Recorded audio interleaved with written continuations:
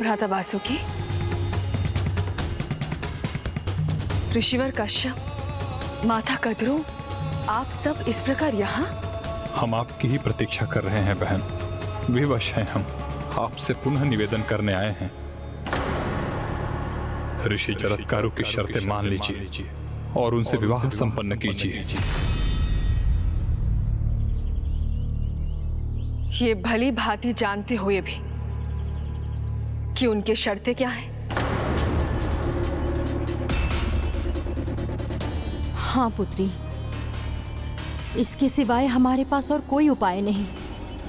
क्रोधवश मैंने अपने नाग पुत्रों को भयंकर श्राप दे डाला। मैं ऐसा ना करती तो आज हम तुमसे ये निवेदन नहीं कर रहे होते। पुत्री मनसा, नागों की रक्षा अब तुम्हारे ही हाथों में है, जो तुम्हारे जीवन का एक उद्देश्य भी है। यदि तुम्हारा विवाह ऋषि जरत्कारु के साथ ना हुआ तो महाराज जन्मेजय के प्रबल यज्ञ में सभी नाग भस्म हो जाएंगे। सभी नाग भस्म हो जाएंगे।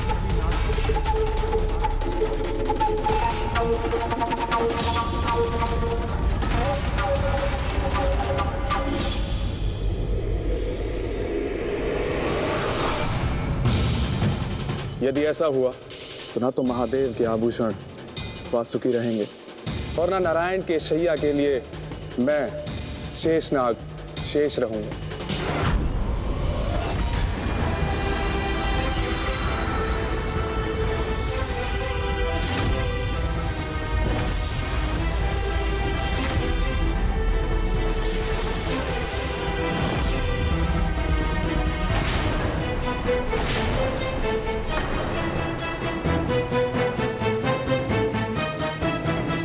मैं अपने निजी स्वार्थ के लिए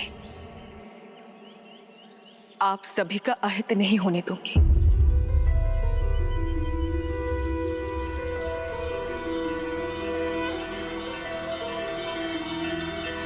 मैं इस विवाह के लिए तैयार हूं।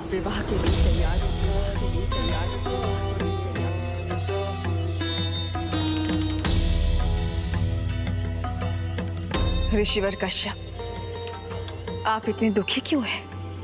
आप ही ने कहा था ना, मेरे जन्म के उपरांत ही मेरे जीवन के अनेक उद्देश्य हैं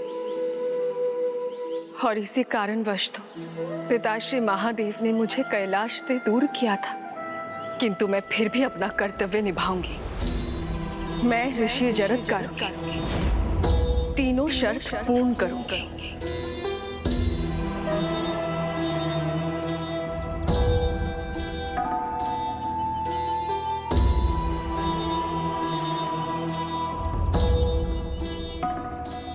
ऋषिवर कश्यप, मेरा जन्म तो आप ही के यज्ञ से हुआ था, तो इस नाते आप और माता कद्रू मेरे भी माता पिता हुए।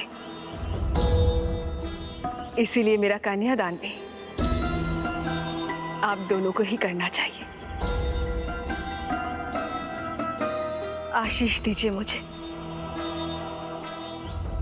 मैं प्रभु श्री कृष्ण की तपस्या कर जरत्कारु नाम प्राप्त कर सकूं। कल्याण हो पुत्री।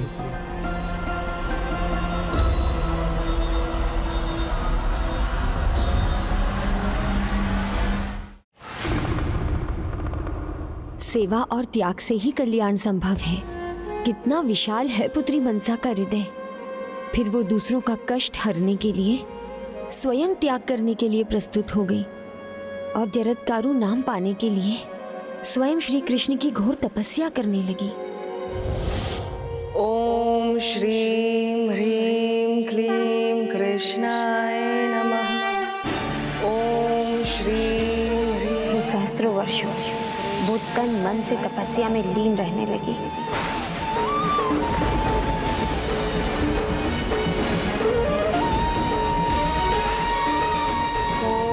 जिसके कारण उसका कोमल शरीर जैसे मुरझा गया, जीर्ण शीर्ण हो गया। ओम श्रीं क्लीं ह्रीं कृष्णाय नमः। ओम श्रीं क्लीं ह्रीं कृष्णाय नमः।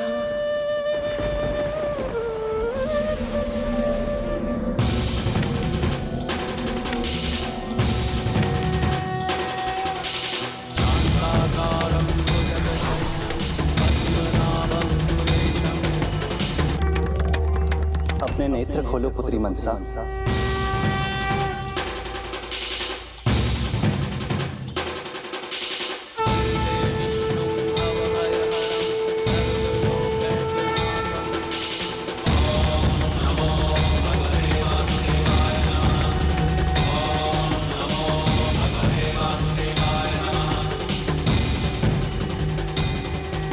तुम्हारे मन में क्या है ये मुझे ज्ञात है, और तुम्हारे जीर्ण शरीर को देखकर मैं तुम्हें वरदान देता हूं।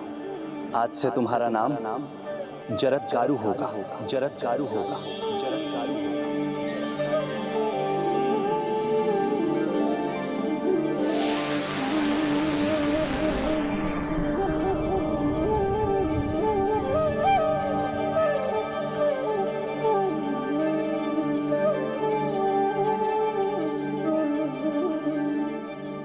मैं तुम्हारे तप से प्रसन्न हूं। जाओ पुत्री, अपना जीवन सार्थक करो। और मैं तुम्हें यह भी वरदान देता हूं, भविष्य में तुम पूजनीय बनोगे।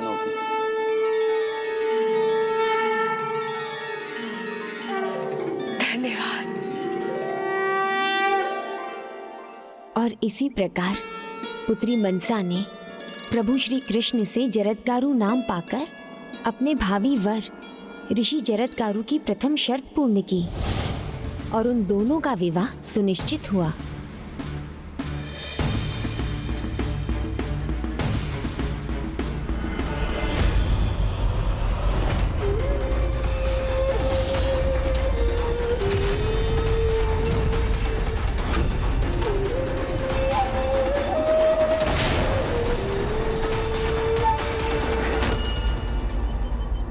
विवाह संपन्न होने से पूर्व मैं स्वयं देवी जरत्कारु के मुख से सुनना चाहता हूं कि क्या उन्हें मेरी शेष 2 शर्तें स्वीकार हैं।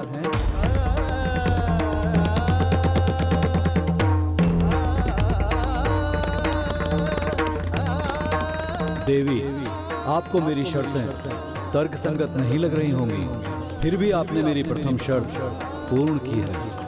किंतु अब मैं ये जानना चाहता हूं कि आपको मेरी शेष 2 शर्तें स्वीकार हैं।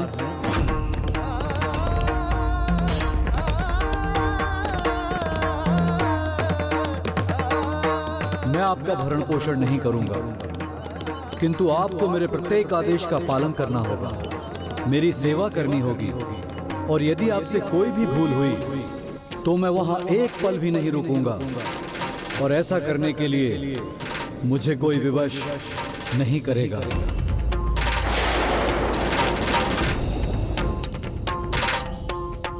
कहिए देवी, क्या आपको ये स्वीकार है?